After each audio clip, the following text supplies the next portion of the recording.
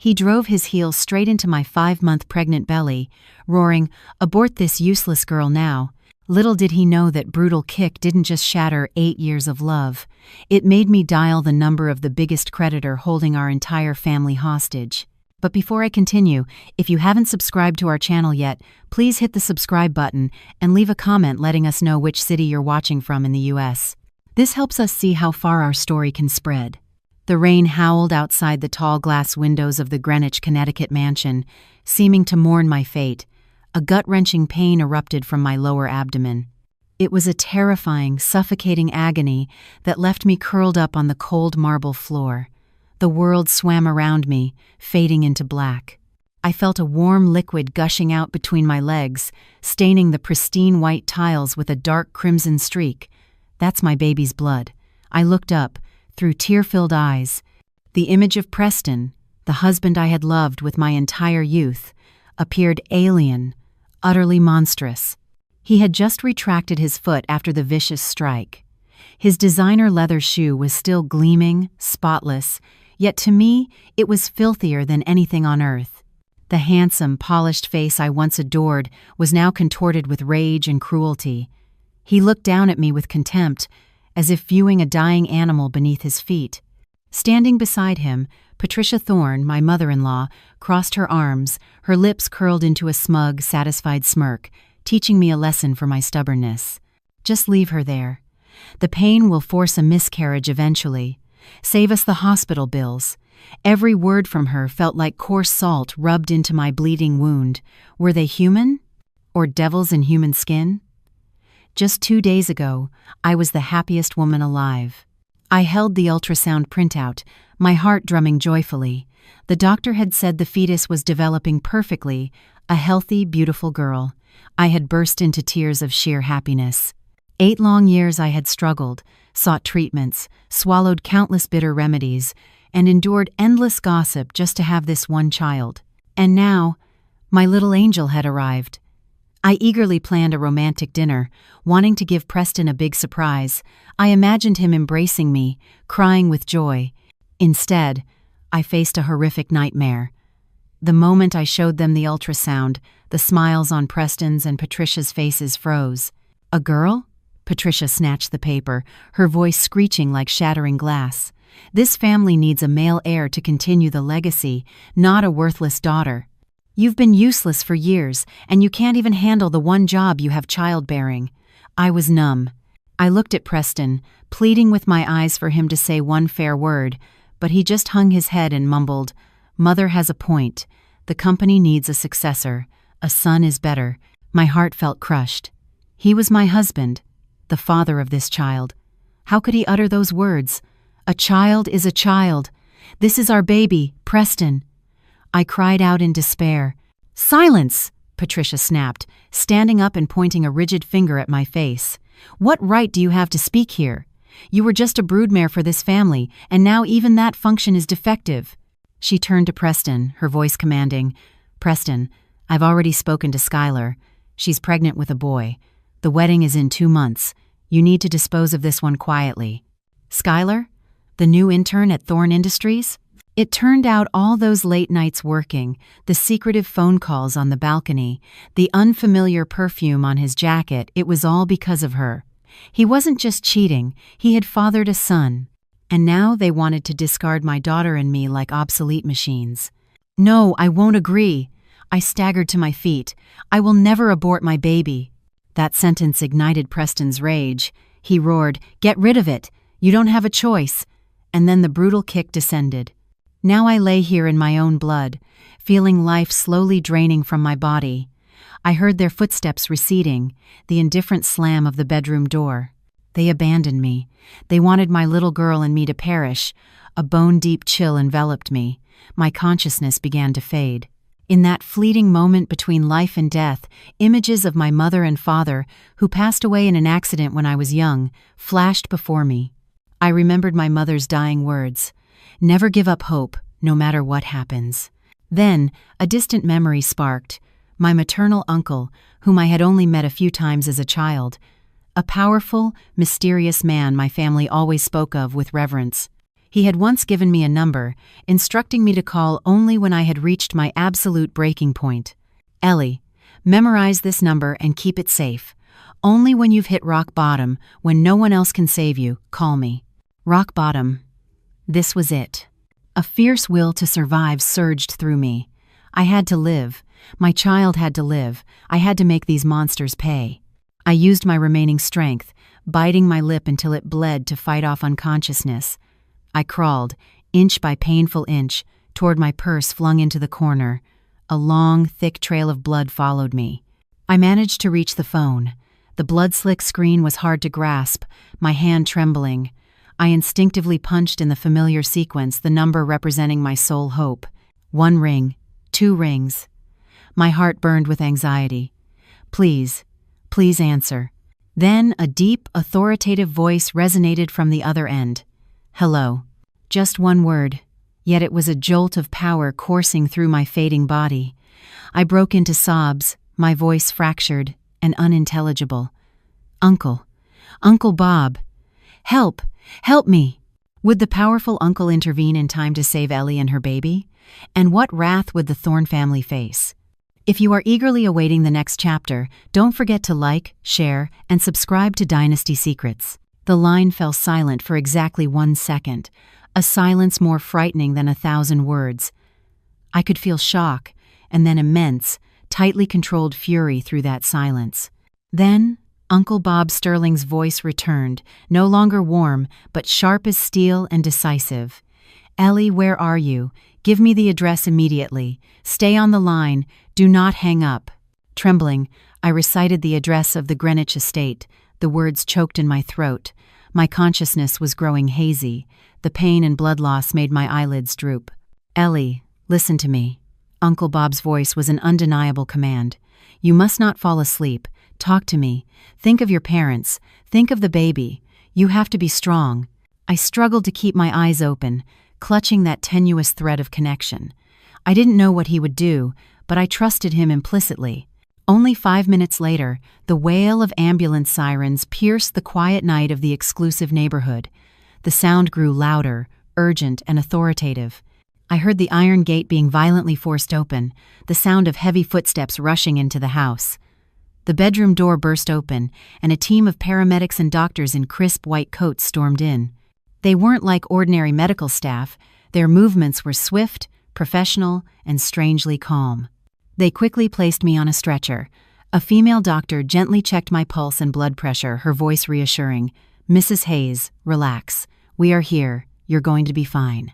As they wheeled me out, I saw Preston and Patricia rushing out of their bedroom, still in their pajamas. Their faces were ashen. They stared from me to the medical team, their eyes wide with horror and confusion. Patricia stammered, Who? Who are you people? How did you get into my house? A tall, solemn man in a dark suit stood blocking their path, flashing some kind of ID badge. We are here by direct order of Chairman Sterling. We are taking Mrs. Hayes for emergency medical treatment. Chairman Sterling will deal with your family regarding all other matters. The words Chairman Sterling made Preston and Patricia's complexions shift dramatically. The horror in their eyes deepened. Preston looked at me being loaded into the ambulance. His gaze was no longer cruel, but filled with unconcealed terror. He was afraid. Truly afraid. The ambulance sped into the night, leaving the mansion and the panicking people behind. Lying in the back, receiving expert care, I drifted back into distant memories. I remembered the first day I met Preston. It was an autumn afternoon at Yale.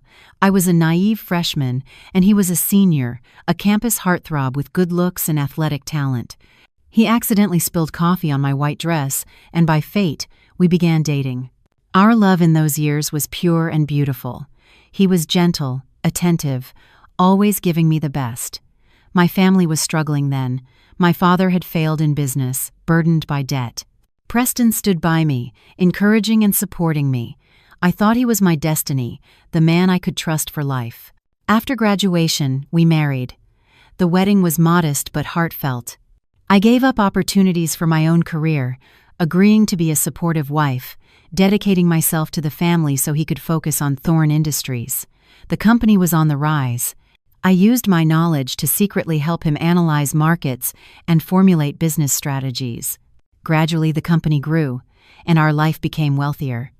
We moved from our small starter home to this mansion. I thought it was the fruit of our shared efforts. But the pressure began to mount. 1 year, 2 years, 5 years passed, and I couldn't conceive. Patricia transformed from a kind mother-in-law into a venomous one. She criticized me daily, calling me a barren vine. Preston initially defended me, but the constant pressure from his mother and the extended family changed him. He became distant, easily irritable. He started coming home later, and his business trips grew more frequent. I tried not to dwell on it, telling myself he was just stressed by work. I threw myself into fertility treatments, enduring countless procedures and tests. And finally, my persistence paid off. I was pregnant. Before the joy could be complete, tragedy struck. Skylar Jennings' arrival was the final straw, the young, beautiful intern. Looking back now, I realize how foolish I was. The signs of his betrayal were so obvious, yet I deliberately ignored them, clinging to a love that had long died. The ambulance stopped, not at a noisy public hospital, but in front of the most exclusive private international medical center in New York City. Everything was prepared. I was rushed straight to the ER, then transferred to a private VIP suite, spacious and luxurious, like a high-end apartment. Everything moved too fast, too professionally. Uncle Bob Sterling's influence was immense. I lay on the soft bed, looking out the large window at the city lights twinkling in the night. My mind was a whirlwind. Physically, I was safe, but my soul was shattered. The pain of betrayal was sharper than the wound on my body. Would my child, my precious little angel, survive this ordeal? The door creaked open. An older doctor with silver hair and a kind face entered, followed by a nurse. This was Dr. Mitchell.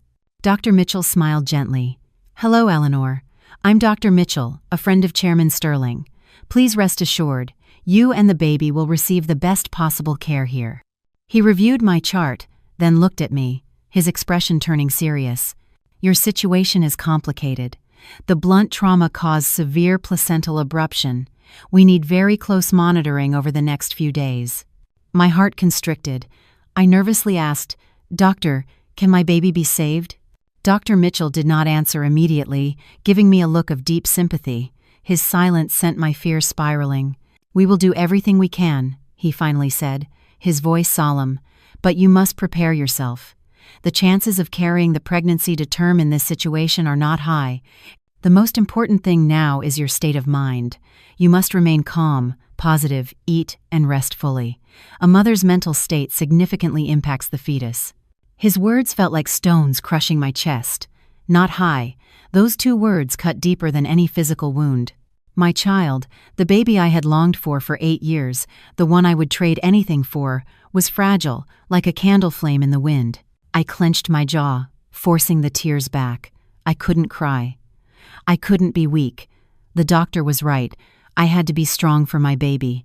"I understand, doctor," I said, my voice hoarse. "I will try. Please save my child." Dr. Mitchell nodded, patting my hand reassuringly. "I promise we will do our absolute best." After the doctor left, I lay alone in the large room, consumed by frightening silence. The anguish of Preston's betrayal was temporarily pushed aside, replaced by a fear far greater, the fear of losing my child. This baby was my only hope, my only reason for living. If I lost her, I truly didn't know how I would go on. I placed my hand on my stomach, gently rubbing it. I whispered to my baby, "My love, you have to be strong. Mommy is here with you. We will get through this together, I promise." The door opened again. Uncle Bob Sterling walked in, wearing an impeccable black suit, but his face bore deep lines of worry and exhaustion. He didn't look like a corporate titan. He looked like an uncle genuinely concerned for his niece. He pulled a chair up next to the bed and sat down, silently observing me. His eyes held both pity and anger. "I'm sorry," he said, his voice low. "I failed to look after you properly."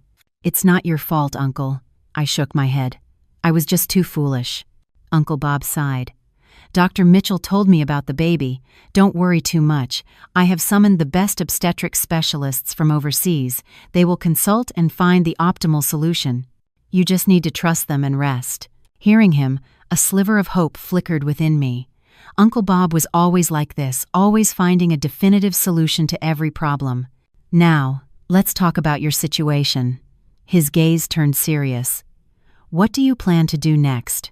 "I want a divorce," I said without hesitation. "I cannot live with that man for one more day, and I want full custody of my child." Uncle Bob nodded. "I support your decision, but to win custody, we need evidence. Do you have any proof of Preston's adultery and abuse?" I shook my head, feeling helpless. "I have nothing. Everything happened too fast. My phone was broken during the struggle." "It's all right," Uncle Bob remained calm. "If you don't have it, we'll find it. From this moment on, you don't need to do anything. Your job is to rest and recover. Leave everything else to me." He stood up, walking toward the window to look out at the sparkling city below. His back was as solid as a mountain. "That boy, Preston, and his whole family. I won't let them get away with this. Daring to harm my niece, they have signed their own death warrant." He turned back and handed me a new cell phone. "This is your new number. Only I, Dr. Mitchell, and a few close contacts know it. Cut off all outside communication, especially with your in-laws. Let them panic. The more frantic they become, the more mistakes they'll make." I took the phone. "And what about his company?" Uncle Bob let out a cold, chilling laugh. "Thorn Industries? Don't worry. I will let him slowly experience the feeling of falling from heaven into hell, but not yet. We must play this chess game carefully." He gave me a few more instructions before leaving. The room returned to silence, but this time, my heart was no longer filled with despair. Instead, there was a sense of security and a nascent fire of hatred beginning to burn. "Preston, Patricia, and that mistress, you just wait. My nightmare is over. Now, your nightmare begins." In the following days, I lived in complete isolation. The hospital VIP suite became an impenetrable fortress. Uncle Bob had posted guards in the hallway. Anyone wishing to visit required his direct authorization. Preston and Patricia had tried to come to the hospital several times. The nurse told me they caused a scene at the reception desk, demanding to see me. Patricia even played the role of the distraught mother-in-law worried about her daughter-in-law. But the hospital firmly refused, citing the patient's need for absolute rest as per family instructions. Unable to see me, they frantically called my old number, only to hear the endless, hopeless ring. My sudden and mysterious disappearance must have put them on edge. They didn't know where I was, the status of my pregnancy, or, most importantly, who Chairman Sterling was or the terrifying depth of his influence. Uncertainty is the greatest psychological torture. And I knew Uncle Bob intended for them to feel exactly that. My sole focus was on stabilizing the pregnancy. Under the care of the best medical team, the health of my baby and I gradually improved. The pain subsided, and the negative signs ceased. Dr. Mitchell called it a miracle. Perhaps it was the fierce will to survive shared by my daughter and me that created this wonder. Every day, I spoke to my baby, read stories, and played soothing music. I wanted her to feel my love, to know that even without a father, she still had me, her grandfather, and a bright future. I was completely transformed. The pain was still there, but it no longer defeated me. It had morphed into strength, the motivation to live and to fight. But how long would this peace last? Would Preston and his family simply wait to be defeated? I knew a greater storm was silently brewing, ready to strike at any moment. The peace in the hospital lasted nearly 2 weeks. They were precious weeks that allowed my little girl and me to recover. The fetal indicators had stabilized, and Dr. Mitchell said that if the progression continued, the chances of keeping the baby were very high. That news was more valuable than anything in the world. But just as I feared, the Thorns were not the type to give up easily. When they couldn't reach me through conventional means, they resorted to dirtier tactics. One morning, as I was reading to my baby, my private nurse came in, looking slightly awkward. "Mrs. Hayes, someone claiming to be a close friend of yours, Chloe, wants to visit. She says it's very important." Chloe. I frowned. She was my only close friend from college in New York.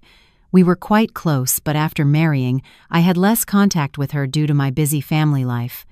How did Chloe know I was here? My intuition signaled trouble. I don't want to see anyone, I told the nurse firmly. Please tell her I need rest. The nurse nodded and left, but just minutes later, my new phone vibrated an unknown number. I hesitated before answering. Ellie, it's Chloe. Her voice on the other end was worried and urgent. Ellie, how are you? I heard you were in an accident and hospitalized. I was so worried. Why won't you answer my calls? Your husband and mother-in-law are going crazy looking for you. How did you know I was here? I asked bluntly, my voice cold. Chloe faltered slightly. Your mother-in-law called me. Mrs. Thorne was crying, saying she couldn't reach you, afraid you might do something drastic. She asked me, your best friend, to check on you. Ellie, what is going on? Why are you hiding from everyone? Chloe's words sounded like genuine concern, but I was no longer the naive Ellie of the past. My cruel mother-in-law, suddenly worried about me? Patricia called Chloe not out of concern for me, but to use our friendship to locate me and gauge the situation. I'm fine, I replied succinctly. I need peace. You should leave. But Ellie, I said I need peace. I cut her off, my voice hardening. Thank you for your concern, but I don't want to talk to anyone right now. I hung up. I hated to suspect my friend, but in this situation, I couldn't trust anyone. Immediately, I called Uncle Bob to recount the event. He only said one thing. Good. You are learning to protect yourself. I will have my team look into Chloe. That afternoon, as I was drifting off, a strange commotion in the hallway woke me up. The arguing and shouting grew louder. I distinctly heard Patricia Thorne's voice. Get out of the way. I am her mother-in-law. I have the right to visit my daughter-in-law. Are you going to stop me? Do you want me to call the media? I bolted upright, my heart pounding. She found the hospital, and she hadn't come alone. I peeked through the keyhole. A chaotic scene was unfolding in the hallway. Patricia was screaming, pointing her finger at Uncle Bob's security team. Beside her stood none other than Skylar Jennings, the mistress carrying the grandson Patricia so desired. Skylar wore a designer maternity dress, heavily made up, and carried an expensive handbag. She stood there, arms crossed, looking at the bodyguards with contempt, occasionally stroking her visibly pregnant belly. She didn't look like someone visiting the sick. She looked like she was staging a power display. The bodyguards maintained their poker faces, resolutely blocking their path. We apologize, madam, but this is a restricted area. Without the family's permission, no one is allowed entry. Patricia grew bolder. Family? I am the family. Or is that damn woman inside hiding something nefarious, needing bodyguards guarding her like a prison inmate? Call her out here now.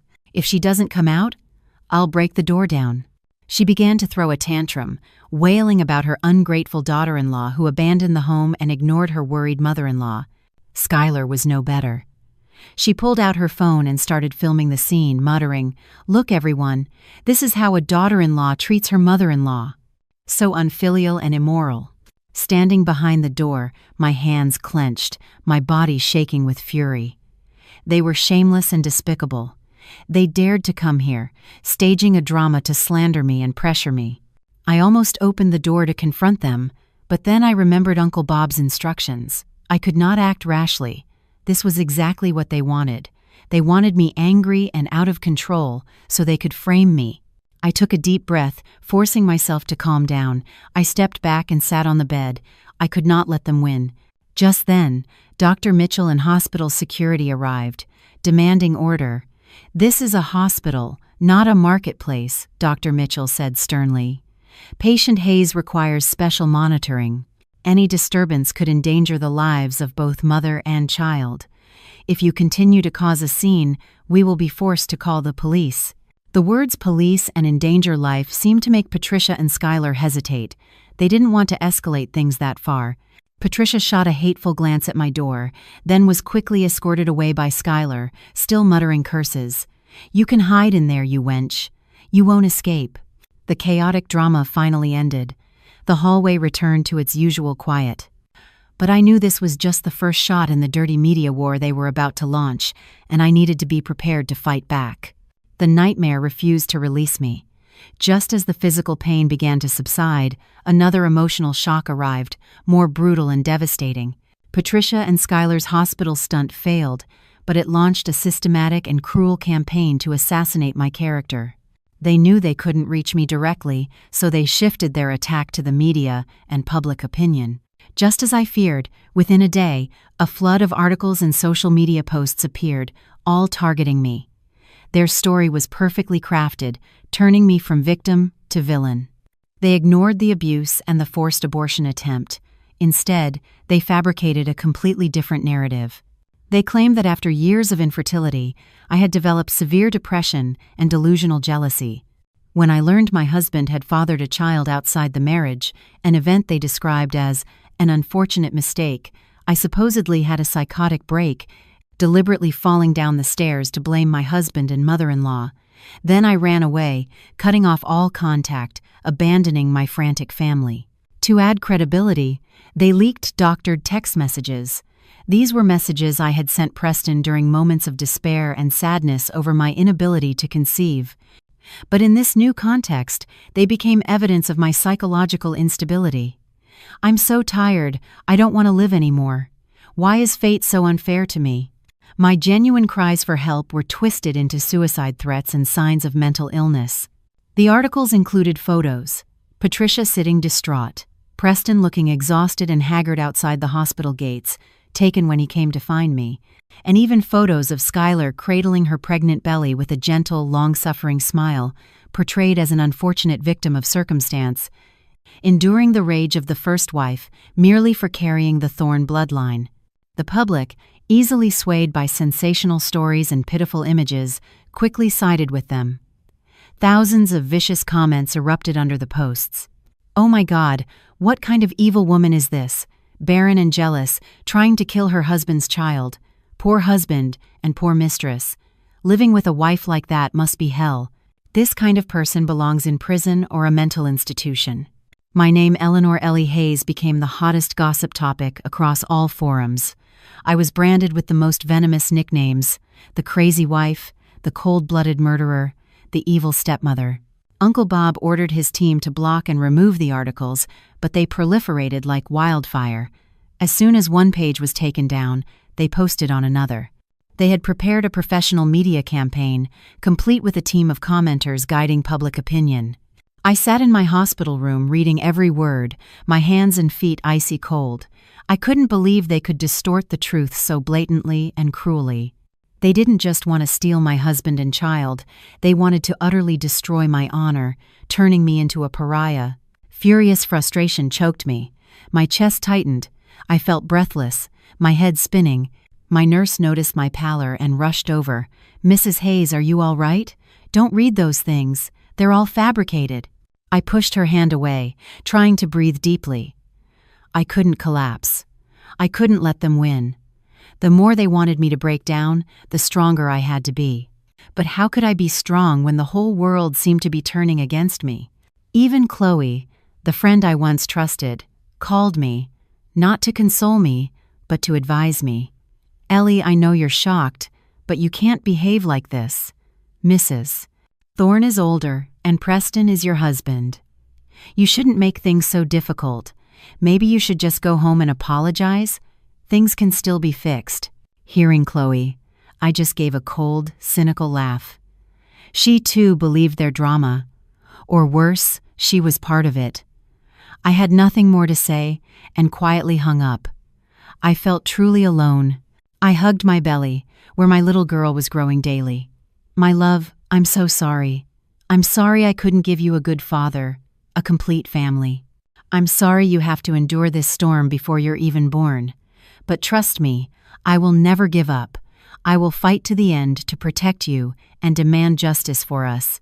Suddenly, the door burst open. Uncle Bob Sterling walked in, his face hardened, his eyes blazing. Following him was a man in a suit carrying a leather brief. "Ellie, you don't have to endure this alone," he said, his voice commanding. "It's time we fight back." The man with him was Mr. David Cohen, Esquire, one of the best media and litigation lawyers in New York. Uncle Bob had brought him in to help me in this legal battle. Their show is about to close. But I didn't know that before the curtain fell, they had prepared one final shock for me, a direct, malicious attack designed for my heart. While Uncle Bob's legal team was scrambling to prepare a counterattack on the media front, Preston and Skylar decided to deliver a vicious psychological blow aimed directly at my wounded heart. They wanted me to completely break down, losing all will to fight. That afternoon, as I was struggling to swallow spoonfuls of soup to keep my strength up for the baby, a package was delivered to my room. It had no sender name, only Eleanor Hayes. My intuition screamed trouble, but curiosity compelled me to open it. My hand shook as I tore the wrapper. Inside was a luxurious red velvet box.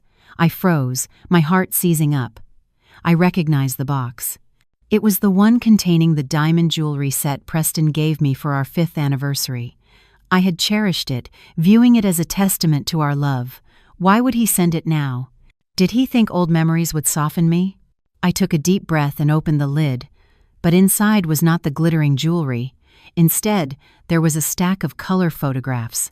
The top photo stopped my heart. It was a picture of Preston and Skylar in a wedding studio. Skylar was wearing a gorgeous white wedding gown, veil, and holding a bouquet of roses. She leaned into Preston's shoulder, radiant and happy. Preston wore a handsome groom's suit, his arm wrapped around Skylar possessively, his eyes filled with a love I hadn't seen in years. They were taking wedding photos. They were preparing for a wedding built upon my misery, and potentially, my death and my child's death. My whole body trembled. I nearly dropped the box, but some invisible force made me look further. Trembling, I flipped the first photo. The second, they were sharing a passionate kiss. The third, Preston kneeling, placing a ring on Skylar's finger. Each photo was a sharp knife slicing deep into my flesh. And finally, the last photo, the most brutal one, a zoomed-in 4D ultrasound scan, the clear image of a baby boy. Beneath it, a line of neat handwriting, Skylar's hand. Dear Ellie, thank you for being unable to conceive, giving me the opportunity to fulfill this duty for Preston. I hope you pass on quickly to give Preston peace. Sending you a few photos of our happiness to console you in your grave. Signed, Preston's wife. Ah! I couldn't hold back. A wild, hateful scream tore from my throat. I hurled the box to the floor. The photos scattered everywhere. The red velvet box tumbled across the white tiles. I covered my head, wailing like a wounded animal. Cruel. How could they be so cruel? They didn't just want to kill me. They wanted to torture my mind to death.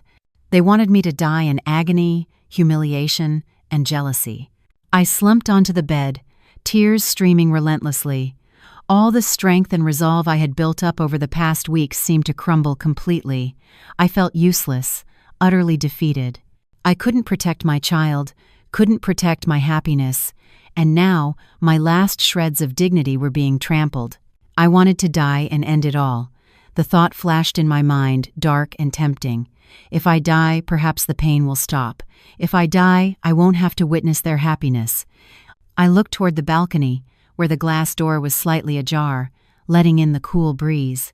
Just one step. But at that moment, I felt a slight kick in my belly. Then another, stronger one. My baby, my precious daughter, seemed to sense her mother's despair, trying to speak, trying to hold me back. I froze, placing my hand on my belly. My daughter's kick was like an electric shock waking me from my stupor. What was I doing? Was I planning to abandon my child? To leave her alone in this world to be tormented by her cruel father and evil stepmother? No, absolutely not. I could not die. I had to live.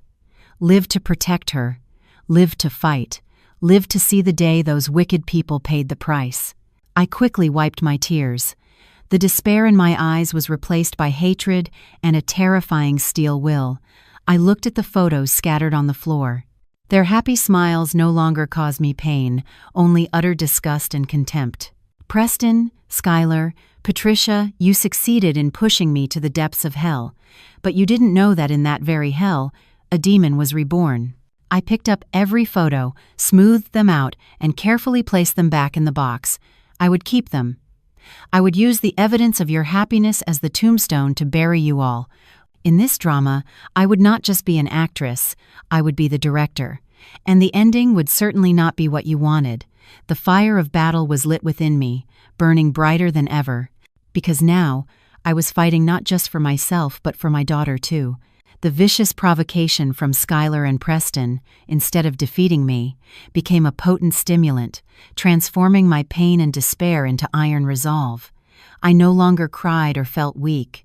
My mind now held only one objective: to destroy them, to make them pay for everything. That same evening, Uncle Bob returned to the hospital.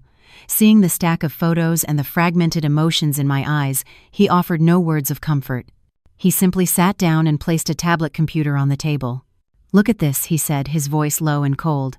"This is what my team found in the last 2 weeks." I took the tablet. The screen displayed a complex diagram, looking like a tangled spider web. At the center was Thorn Industries, Preston's family's development company. Arrows branched out, connecting to a series of shell companies and subsidiaries with unfamiliar names. "What is this, Uncle?" I asked. My intuition told me I was about to face a truth far more terrible than adultery. "This is their money laundering network," Uncle Bob explained, his voice devoid of emotion. Preston's father's company, Thorn Industries, appears outwardly as a reputable construction firm, but it's actually just a facade to legalize dirty money flows. They secure lucrative government contracts, inflate material costs, and create phantom contracts with these shell companies to siphon funds from projects. That money, once laundered, is partly transferred to offshore accounts and partly used to buy real estate and luxury cars under false names. I sat frozen, my ears ringing. Money laundering, corporate fraud, offshore accounts. Words I had only heard in movies were now activities carried out by the family I had been a part of. It turned out the Thorns' wealth and glamorous facade did not come from honest business, but were built on criminal activities. "Preston," Uncle Bob continued, pointing to a branch in the diagram. "He's not just the director of business development, he's the one directly managing these shell companies. All the dirty money flows through him. And Skylar? The mistress is the director of one of the most critical shell companies, handling documentation and invoices. A wicked alliance. They weren't just an adulterous couple. They were accomplices in a criminal enterprise. But that's not all." Uncle Bob swiped to another document page. "Do you know why Preston's father could so easily secure those plump government contracts?" He paused, looking directly into my eyes. "Because he had a patron shielding him, a powerful political figure who helped him cover up all his irregularities and grease the wheels." "And who is that patron?" I asked, my heart pounding. Uncle Bob didn't answer immediately. He stood up and walked to the window, staring into the dark night. After a long moment, he turned back, his voice tinged with deep sorrow and regret. "It was your father." "What?" I nearly screamed. "That's impossible. My father was an honorable man. He would never be involved in such things." "Yes, he was honorable," Uncle Bob nodded. "But he was also a father who loved his daughter too much. Years ago, when you and Preston first started dating, Thorn Industries was on the brink of bankruptcy, drowning in debt. Preston's father knelt and begged your father for help. Fearing his daughter would suffer and be looked down upon by her in-laws, your father relented. He used his influence to help Preston's father revive the company. He thought that debt of gratitude would ensure they treated you well." Uncle Bob's story was a sledgehammer blow to my head. My life's tragedy was rooted in my own father's loving actions. He had tried to pave a smooth road for my marriage, not realizing that road led into a den of vipers. "Your father made a mistake," Uncle Bob said, his voice bitter. "He overestimated their gratitude and underestimated human greed.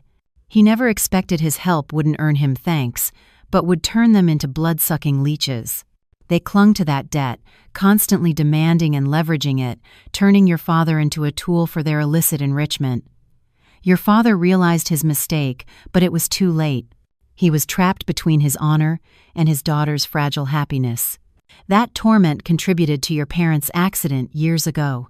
"No," I cried. "The truth was too cruel. My parents didn't just die in a simple accident. They died because they loved me too much, because they placed their faith in a family with wolfish hearts." Uncle Bob embraced me, soothing my shaking back. Ellie, I am telling you this not for you to collapse. I want you to clearly understand who your enemies are. They are not just romantic betrayers. They are venomous snakes that destroyed your entire family. This debt is not just yours, it belongs to your mother and father, too. We must reclaim the principal and the interest. I looked up, wiping my tears. My eyes no longer held weakness, only a burning, fierce hatred. Uncle, what do I need to do? It's time for you to reappear, Uncle Bob said, his gaze sharp. But not as a victim. You will emerge as your father's sole heir, the true owner of that debt of gratitude. We are turning this game around. A bold, decisive plan began to take shape. I was no longer a pawn in their hands. From now on, I would be the player, and I would show no mercy. From that night forward, I completely transformed. I was no longer Eleanor Hayes, the weak, compliant wife. I was the daughter of Chairman Hayes, the niece of Chairman Sterling, and the carrier of my family's blood debt. Under the guidance of Uncle Bob and his team, I began a rapid process of rebirth. Mr. 710, into 9. Cohen came to the hospital every day, explaining economic law, corporate law, and the legal loopholes the Thorns exploited. He taught me how to read financial reports and identify suspicious transactions. Initially, the dry numbers and clauses gave me a headache, but whenever I thought of my parents' debt, whenever I thought of my daughter's future, I gritted my teeth and kept studying. Gradually, I not only understood, but began to feel a keen interest. My father's business acumen seemed to be awakening within me. Concurrently, a media and image expert was brought in. She taught me how to walk, how to speak, and how to control my facial expressions. She chose new clothing for me, abandoning the gentle floral dresses for sharp, elegant business suits and dark sheath dresses that exuded power and sophistication. My long hair was cut into a sleek shoulder-length bob. I looked into the mirror and barely recognized the naive girl I used to be. The woman in the mirror had resolute eyes, her lips curled into a faint, confident, but cold smile. This was my true self, forged in the fires of hell. My health was fully recovered. My daughter, still resiliently clinging to life inside me, seemed to be fighting alongside me. After nearly a month of disappearance, it was time for my dramatic return. But this appearance had to be impactful, surprising enough to deliver a fatal blow to the Thorns' complacency. Uncle Bob arranged everything.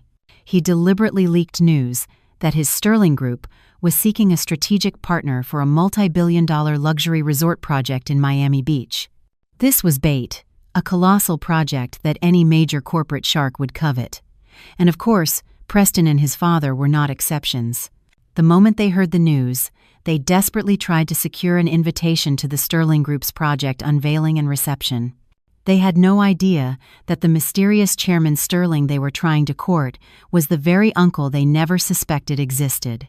They also didn't know that this party wasn't for finding a partner, but a stage built specifically for them. The night of the reception, the grand ballroom of the biggest five-star hotel in New York City was buzzing. The entire elite influential entrepreneurs, powerful politicians had gathered. Everyone wanted Chairman Sterling's approval. The Thorns were also present. Senator Richard Thorne Jr., Preston's father, wore an expensive suit, shaking hands and smiling everywhere, trying to portray himself as a key player. Preston walked beside Skylar, who wore a tight-fitting gown, deliberately showcasing her large pregnant belly as a way to assert her status as the future Mrs. Thorne. Wherever they went, they drew curious glances. The messy media scandal was still fresh. Some looked at them sympathetically, others with disgust. But they ignored it. Their eyes were fixed on the multi-billion-dollar project. They believed that securing this project would erase all scandal and elevate their status to a new level. The event began. After a few speeches by dignitaries, the protagonist of the evening, Chairman Sterling, finally appeared on stage. My uncle maintained his usual calm, imposing demeanor. The stage lights made him look like a sovereign observing his subjects. Distinguished guests, his voice boomed, warm and powerful, silencing the whispers below. Thank you for joining us tonight. The Sterling Group is honored to unveil this passion project. However, before delving into the details, I want to introduce a truly special person, someone who will join me and eventually succeed me in leading this group. The ballroom went silent. Everyone held their breath. Who would be granted such an immense honor? The Thorns looked tense, hoping that luck might smile upon them. "This individual is not just a business partner," Uncle Bob continued, his voice suddenly affectionate, "but the person closest to me, my only niece, the true heir of the Sterling Group." He turned and gestured toward the wings. "Please welcome the future vice chairwoman of the Sterling Group, Miss Eleanor Hayes." Under the spotlight and hundreds of astonished gazes, I slowly stepped out. I wore a sophisticated, minimalist emerald green gown. My short hair was styled elegantly, my face sharply composed and cold. I walked confidently, firmly on my high heels, each step shattering the stunned silence of the crowd. The ballroom erupted in noise, a roar of shock. Eleanor Hayes? Isn't she the depressed wife who ran away during the Thorn Industries scandal? My God, she's Chairman Sterling's niece? Incredible! Look at her poise. She doesn't look depressed at all, but no one was more shocked than the Thorns. Richard Thorn froze, the wine glass in his hand slipping to the floor, shattering. Patricia gasped, her mouth agape, eyes wide in disbelief. Schuyler went ghostly pale, quickly grabbing Preston's arm. And Preston? He stood there, completely rigid. His face cycled between red and white, sweat beading on his forehead. He looked at me with immense panic and dread. The weak prey he thought he had cornered had transformed into a phoenix of fire, standing in a position he could never reach. I walked to Uncle Bob's side, took the microphone, and smiled down at the dumbstruck Thorns. "Your little performance is over." My appearance as the future vice chairwoman of the Sterling Group delivered a lightning strike to the entire audience, especially the Thorn family. They stood at the center of attention, but it was the center of humiliation and panic. Their faces were more dramatic than any film could capture. But I knew this was just the prologue. Their nightmare had just begun. I stood on the stage beside Uncle Bob. The lights shone directly on me, but I felt no nervousness. I looked down at the crowd, scanning the faces of shock and curiosity, finally settling on the Thorn family.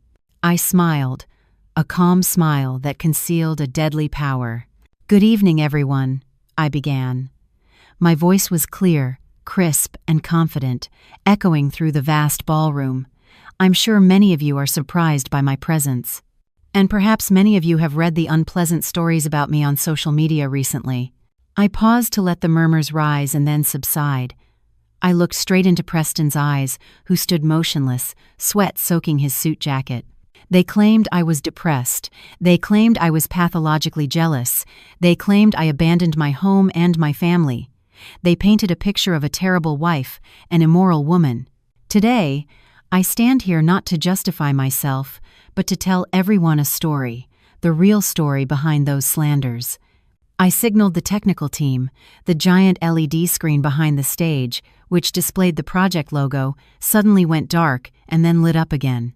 But this time, what appeared was not glossy imagery, but a video clip. The footage was captured from a hidden corner of the mansion's living room, a discreet camera Uncle Bob's team had secretly installed after my departure. The image quality was excellent. On the screen, Preston and Patricia were sitting on the sofa, and standing before them was Schuyler. "Aunt Pat, I'm so worried," Schuyler whined. Ellie left without a word. "What if she did something reckless?" Patricia sneered, her voice dripping with contempt. "Let her die and get it over with. The barren kind who dared to defy her mother-in-law. Don't worry, Preston has handled everything.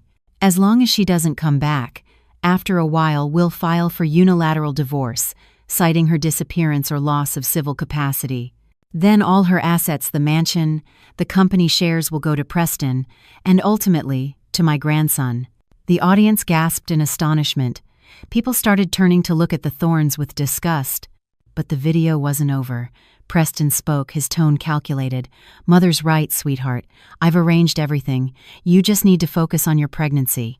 Once that witch is dealt with, we'll have a big wedding. You'll be Mrs. Thorn, legitimately." The video ended with Preston embracing Schuyler and sharing a passionate kiss. The ballroom was absolutely silent. The whole truth had been exposed in the most brutal and embarrassing way. I didn't need to say another word. That short clip was the most damning indictment of their conspiracy. I looked down. Patricia was slumped in her chair, pale, her hands trembling. Skylar was unsteady, clinging to Preston's arm. And Preston? He looked at me, his fear now replaced by pure, desperate hatred. You set me up," he hissed through clenched teeth. "Set you up?" I laughed coldly. "I merely showed everyone your true faces. The exemplary husband, the loving mother-in-law, the poor third party. It was all a puppet show." I turned to the journalists, who were frantically snapping photos. "And ladies and gentlemen, the story does not end there." I signaled again. The LED screen transitioned once more. This time, it displayed documents and complex flowcharts, the evidence of Thorn Industries' money laundering operations that Uncle Bob's team had uncovered. Thorn Industries. My voice was sharp, a reputable company, a trusted government contractor. But what hides behind that? Acts of corporate fraud, tax evasion, and money laundering amounting to hundreds of millions of dollars. All this evidence has been immediately submitted to the FBI and the Department of Justice. My declaration was an atomic bomb exploding in the middle of the party. People panicked. Thorn Industries' business partners turned white. Richard Thorn, who had tried to maintain composure, finally broke. He clutched his chest, staggered, and collapsed to the floor, eyes wide, foaming at the mouth. "Father!" Preston screamed, rushing to his side. The entire family plunged into chaos and collapse. But I wasn't finished. I looked straight at Preston, who was fumbling beside his father. I delivered the final, fatal blow. "Preston Thorn III, do you know why your father's company survived and thrived until today? Do you know about the debt of gratitude your family owes mine?" Preston looked up, bewildered. Uncle Bob finally stepped forward slowly. "Let me enlighten you. 20 years ago, when your father's company was facing bankruptcy, he came begging my brother-in-law, Eleanor's father, for help. It was Eleanor's father who saved your family, but instead of returning the favor with gratitude, he used that debt as leverage for profit. Today, as the sole heir, Eleanor will formally reclaim that debt, not just the money, but justice." Uncle Bob raised a folder of documents. According to the agreement made years ago, if the Thorn family could not repay the debt, all shares of Thorn Industries would be transferred to the Hayes heir. "You have lost this game completely." Police sirens began wailing outside the hotel. All escape routes were blocked. The curtain of the drama had fallen, and the pathetic actors were about to face their life sentences. The multi-billion-dollar party had turned into a public trial, a stage for undeniable exposure of their crimes. The wail of police sirens grew louder, urgent, and authoritative, like the hammer of justice about to fall. The main doors of the ballroom burst open, and a squad of economic crime officers in uniform, led by a solemn-faced colonel, quickly entered. Their appearance heightened the existing chaos, but simultaneously brought everything under the stern order of the law. Even the journalists, eager for shots, maintained a respectful distance. The colonel walked directly onto the stage, shook hands with Uncle Bob, and then turned to the Thorn family. "We have received the full file and evidence. Mr. Preston Thorn and Miss Skylar Jennings, we require you to accompany us to headquarters for questioning." His voice was firm, leaving no room for negotiation. Skylar turned ghost white, her limbs weak. She stammered, "No, it wasn't me. I'm innocent. It was Preston. He forced me to do it." She began to weep, trying to play the tragic victim again, but no one believed her this time. 2 female officers approached and coldly handcuffed her. Preston, meanwhile, had completely lost his mind. He looked at his father being attended to by medics, at his mistress being arrested, and at his career and life crumbling in an instant. Despair turned into frenzy. He lunged at me, his eyes bloodshot like a cornered animal. "It's you. This is all your fault, you wicked witch. I'll kill you." Before he could reach me, Uncle Bob's security team subdued him. He thrashed and cursed, spitting out the most vulgar threats. The polished, refined facade he had carefully built collapsed completely, leaving only a hideous, crazed, distorted face. Patricia, recovering from the initial shock, saw her son and future daughter-in-law arrested, and her fortune about to be lost. She too became hysterical. She attacked the police officers, screaming, "Let my son go. He's innocent. That demon woman, she ruined my whole family. Are you all blind? A prestigious family had, in one night, devolved into a ridiculous, pathetic spectacle before the entire elite of New York. I stood there, watching silently. My heart was calm. There was no gloating victory, no pity for the defeated, just a strange emptiness.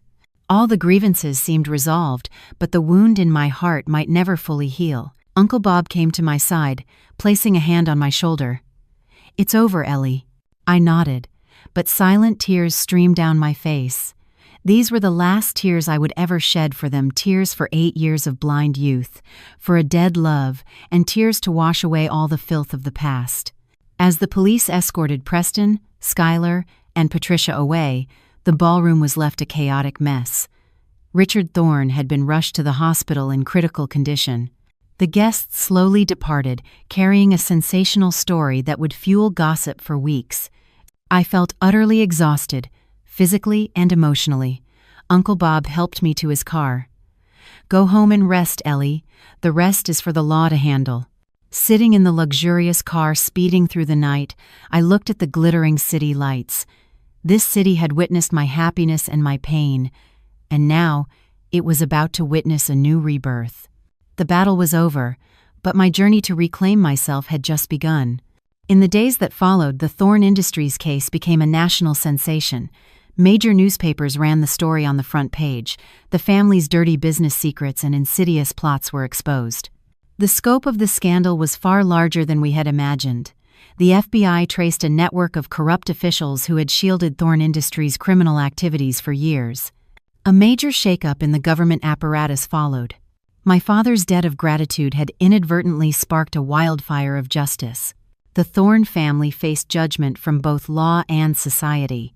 Thorne Industries was seized for investigation. All their assets, the mansion, luxury cars, bank accounts, were frozen. From the pinnacle of prestige, they plummeted into the abyss of shame and destitution. Richard Thorne, after surviving the initial stroke, faced charges of money laundering and bribery. Although released pending trial due to his health, he would live the rest of his life sick and tormented. Patricia, charged with slander and conspiracy, received a fitting sentence. But for her, the greatest punishment was watching her beloved son entangled in the legal system, and the grandson she yearned for being the result of a shameful, illicit relationship. Skylar, upon arrest, quickly confessed everything, hoping for leniency. She blamed Preston, claiming she was only manipulated. But evidence of her directly running the shell company made her complicity undeniable.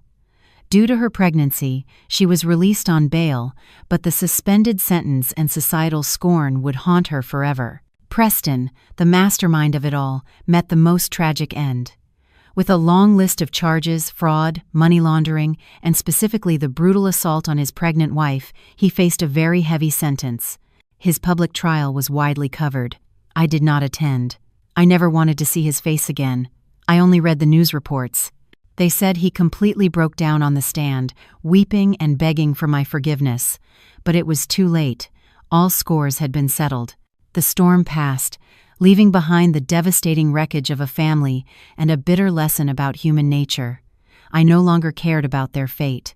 My focus was now on the future, on my daughter, and on myself.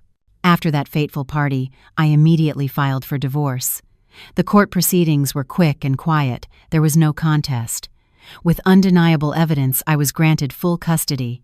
Preston, from prison, offered no objection. Perhaps that was the only, final good thing he could do for the daughter he had ruthlessly abandoned. A few months later, on a warm spring morning, I gave birth to a baby girl. She was beautiful, healthy, and the spitting image of me. The moment I held her, hearing her first cries, all my pain and resentment seemed to vanish. I wept, but these were tears of joy and fulfillment. I named her Grace, wishing her life to always be peaceful and serene, free from the storms her mother had endured. Grace's arrival opened a new chapter in my life. I no longer lived just for myself. I lived for her smile, for her future.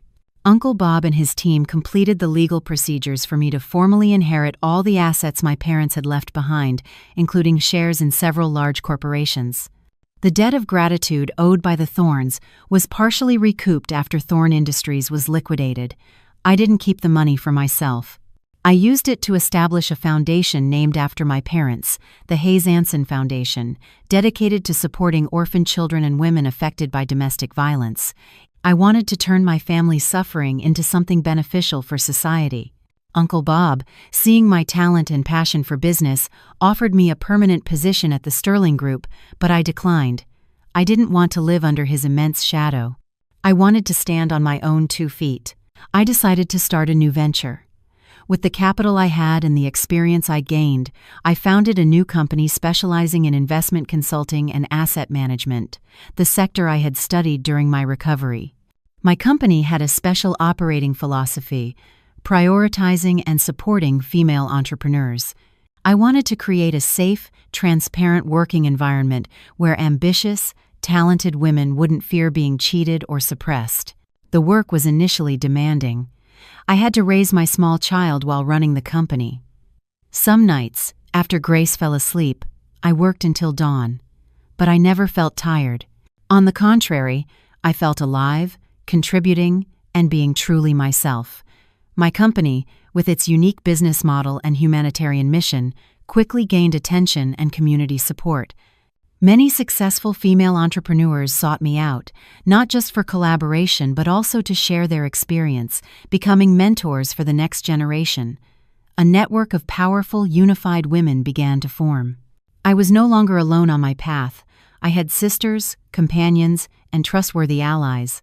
One afternoon, as I was preparing to leave the office to go home to Grace, I received a call from an unknown number. It was Chloe.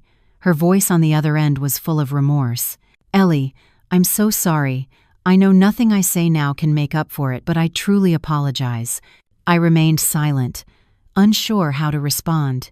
I was wrong to believe the Thorns' sweet lies. I was wrong to aid them in hurting you. After everything came out, I lost everything: my job, my friends. I don't dare hope for your forgiveness. I just wanted to offer my sincere apology.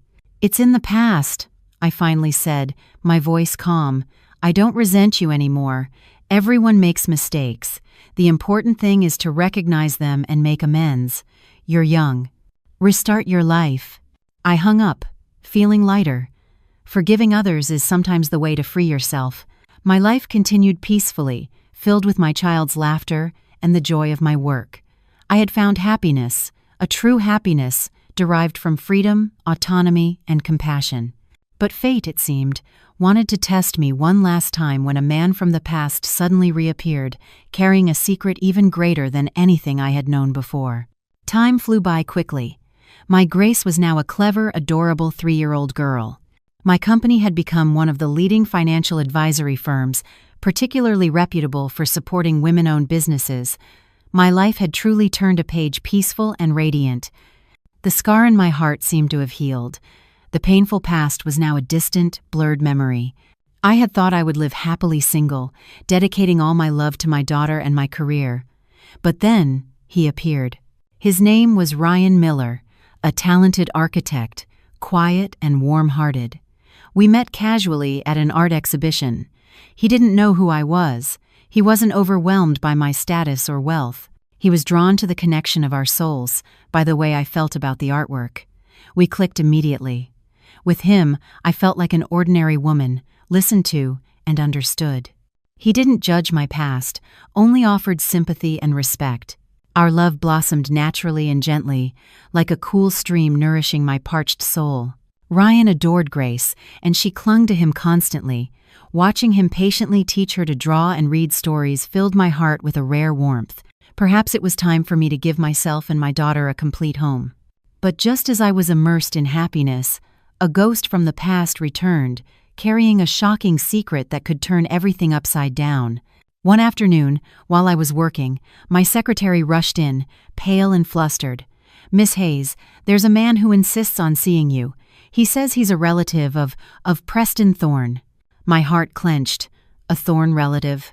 What more could they want from me? "Let him in," I instructed, trying to maintain my composure.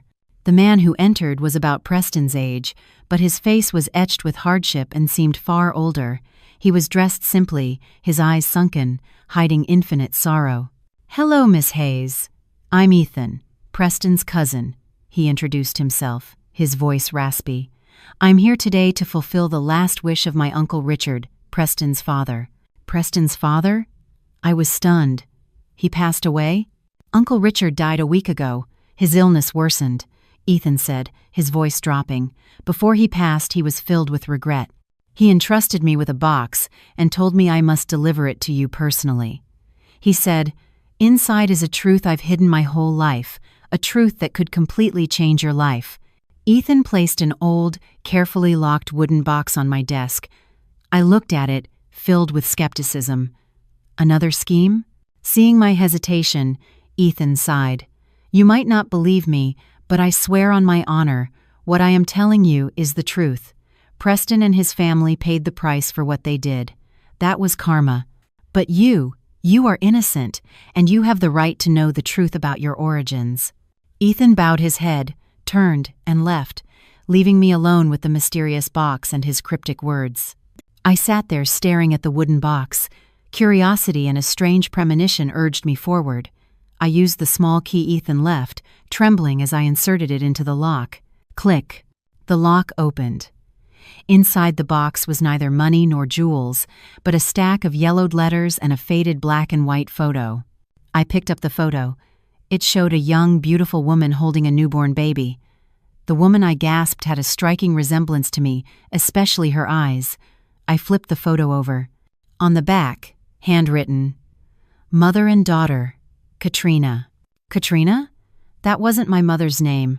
My mother's name was Amelia Hayes. And who was this baby? My hand cold, I nervously opened the first letter. Richard Thorne's handwriting was shaky and weak, clearly from a man near death. "Ellie, when you read these lines, I may no longer be alive. I know I have no right to ask for your forgiveness, but there is one secret that has tormented me for so many years. I cannot take it to my grave. The truth is, you are not the biological daughter of Amelia and Chairman Hayes." Every word danced before my eyes, blurring. I was not my parents' child? This was absurd. I kept reading, my hands freezing. 25 years ago, during a storm, my wife and I, on a business trip, had an accident. A woman rushed onto the road, and my car hit her. That woman was Katrina, your birth mother. When we took her to the hospital, she passed away, but not before pleading with us to care for the newborn baby she held in her arms. That baby was you. My wife and I were infertile then and feared legal repercussions, so we conceived a terrible idea. We kept you, telling everyone you were our own child. But later, feeling unable to raise you properly, we left you at the doorstep of Amelia and Chairman Hayes, a wealthy but childless family we knew. We hoped you would have a better life. My world collapsed. The parents I had loved and respected were not my biological parents. I was an abandoned child. This pain was greater than Preston's betrayal. We never knew who your biological father was. Your mother left only one item, a jade hair ornament. We sold it a long time ago. I buried my head in my hands, tears streaming down. Why? Why did one tragedy after another befall me? Uncle Bob, the uncle I respected so much, wasn't my biological uncle? And what about that debt of gratitude? My entire life was built on a lie. But in the last letter, Richard Thorne wrote one detail, one single clue about my true origins, a tiny detail that was the key to opening a door even larger than the Sterling Empire. The final detail in Richard Thorne's letter, written in his belated regret, sowed a fragile seed of hope amidst the storm of truth. "I don't know who your father was, but I remember a very strange symbol on the blanket wrapped around you at the time, a fully bloomed 5-petal lotus flower embroidered with gold thread." A 5-petal lotus? What did that symbol mean? Could it lead me to my true roots? I wiped my tears. Curiosity and the desperate need to know who I was overwhelmed the pain.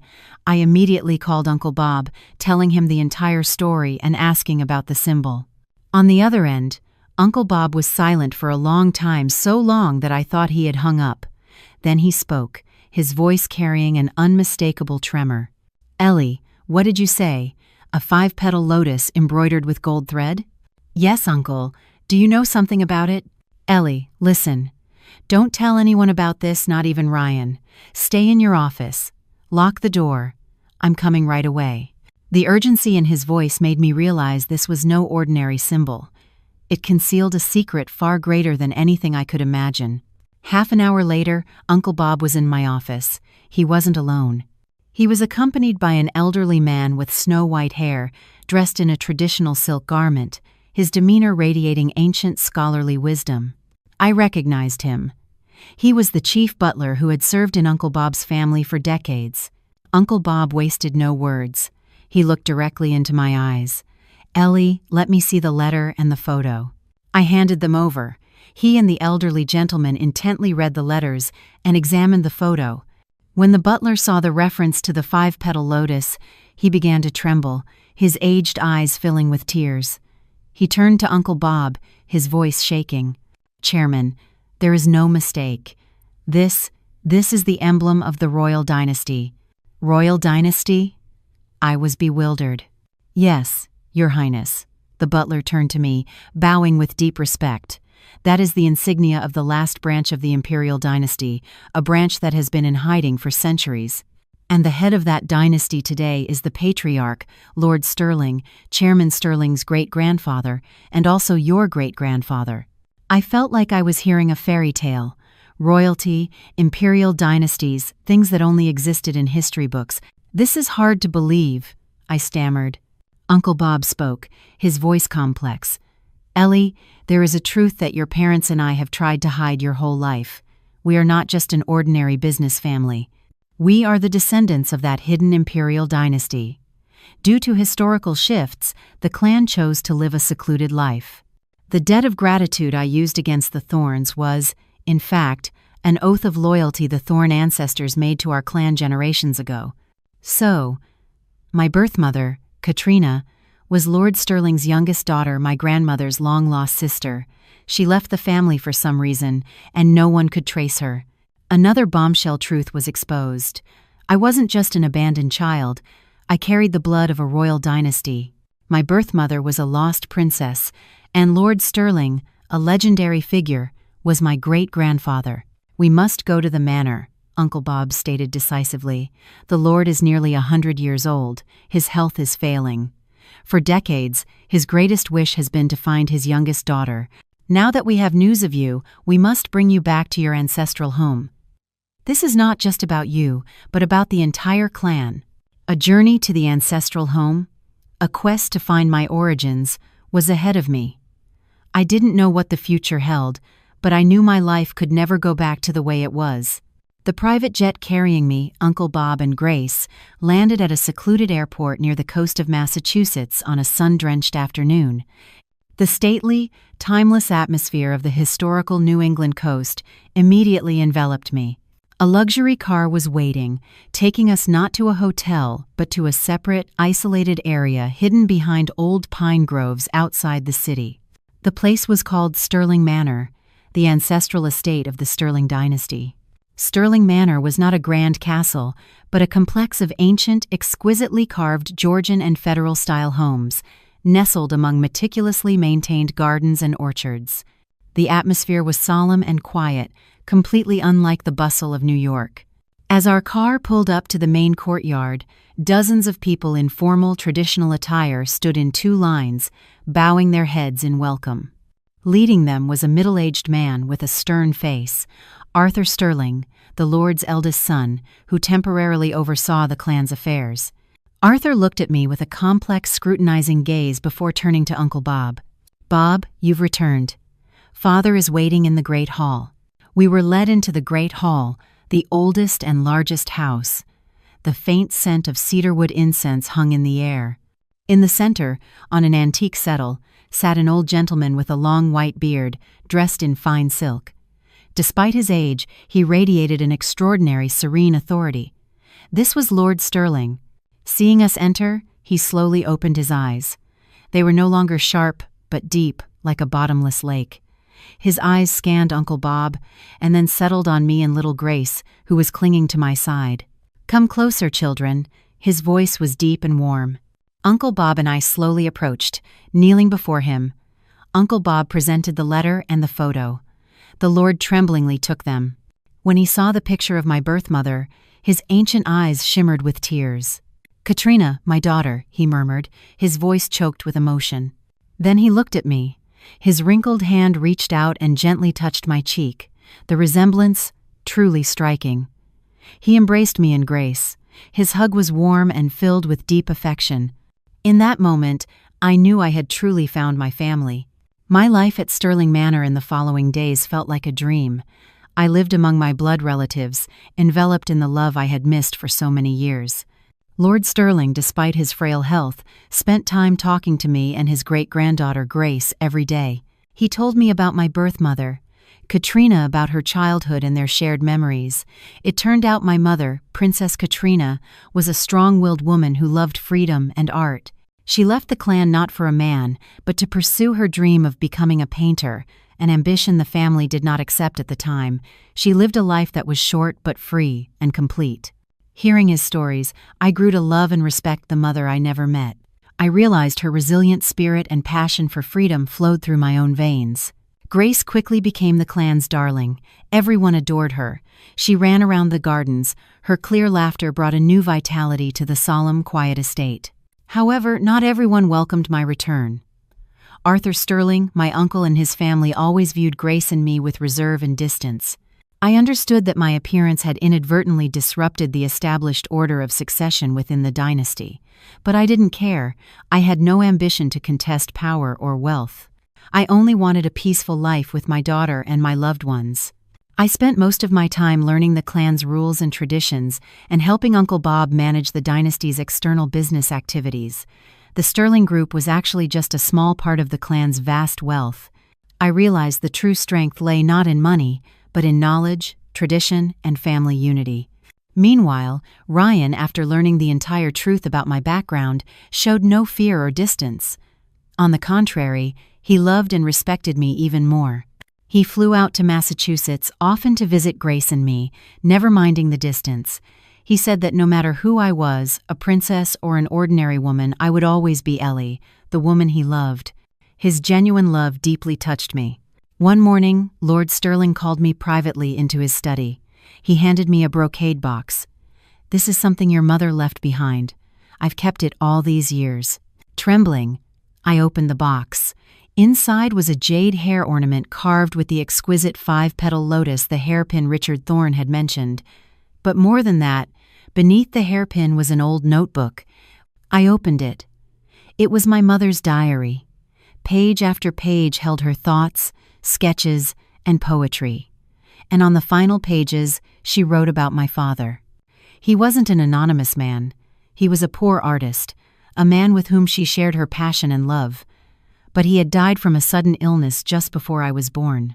The diary answered all the final questions in my heart. I was no longer a child of unknown origins. I was the product of love between a princess and an artist. On the first anniversary of my adoptive parents' death, I requested permission from the Lord to return to New York. I wanted to personally tend to the graves of the people who had given me a home and boundless love, even without sharing blood. Standing before my parents' graves, my heart felt strangely peaceful. "Mom, Dad, I found my family. Everyone is so kind. Please rest in peace. I promise to live a happy, meaningful life, worthy of everything you sacrificed for me." A gentle breeze blew through, scattering white petals onto the graves. I knew that wherever they were, my parents would always watch over and bless me. A year later, at Sterling Manor in Massachusetts, a warm and solemn wedding was held. There was no excessive display of billionaire luxury, only the presence of the dearest loved ones. I, in a red wedding gown, hand-embroidered with golden lotuses, stood hand in hand with Ryan, the man who had patiently waited for me and loved me unconditionally. Grace, in a small, beautiful traditional dress, ran ahead, scattering white lotus petals on the silk-carpeted aisle. Lord Sterling presided over the ceremony, his aged face illuminated with complete happiness. Uncle Bob stood beside me, smiling, his eyes full of pride. My life had weathered too many storms. I had fallen to the depths of despair. But after everything, I had found my peaceful harbor. Happiness is sometimes not a straight path, but a journey through the storm to finally appreciate the value of sunny days. After the wedding, Ryan and I chose neither to stay at the manor nor return to New York. We decided to move to Asheville, North Carolina, the city of arts and mountains, to build a new home. I continued to manage my consulting company remotely while dedicating more time to my family and my passions. Ryan opened a small architectural firm specializing in green, eco-friendly designs. Our life was simple but filled with laughter and love. Occasionally, I still heard news of the Thorne family. Preston, after serving his sentence, had nothing left. I heard he lived a wandering life, working menial jobs to survive. Skylar gave birth to a boy, but after the Thornes' collapse, she quickly abandoned the child and found another wealthy man. The baby was placed in an orphanage. I no longer hated them, only felt a faint sadness for those who destroyed their own lives through greed and selfishness. Each person must be accountable for their choices, and that was the price they paid. One late weekend afternoon, our family was strolling around a mountain lake. Grace ran ahead, her laughter clear as a bell. Ryan squeezed my hand. "What are you thinking about?" he gently asked. I smiled, leaning my head on his shoulder. "I'm thinking how lucky I am. Lucky to have walked through the darkness and found the light. Lucky to have Grace, to have you, to have a large family that loves and protects me, and the greatest luck of all, after everything, I found myself." I looked up at the vast, clear mountain sky. The past, however painful, was the part that shaped who I am today, a woman who cherishes happiness, loves herself, and dares to fight for what she believes in. My story may have begun with tears, but it will end with a smile. And I know that ahead is a new journey, a new chapter of life, where there will only be peace, happiness, and the resilient magnolia flowers blooming forever.